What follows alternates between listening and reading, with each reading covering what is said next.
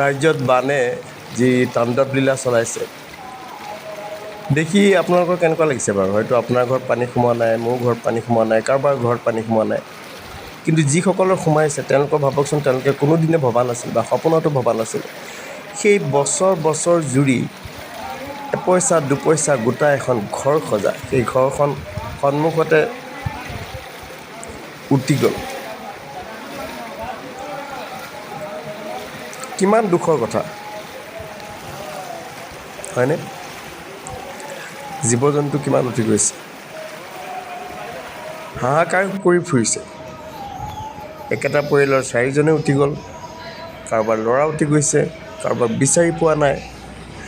তেনে অৱস্থাত আমাৰ এক শ্ৰেণী মানুহৰ যে মূৰ্খামি কি ক'ম আৰু।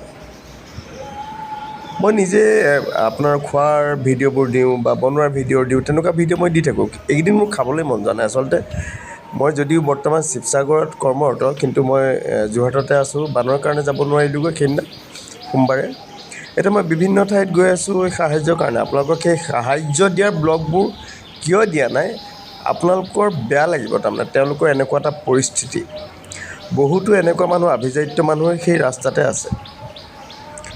যেতিয়াই আপোনাৰ এই সাহায্যৰ টোপোলাবোৰ নিয়া হয়নে, মানুহবোৰে কিদৰে যে দৌৰি আহে, বিশেষকৈ কণ কণ শিশুবোৰ।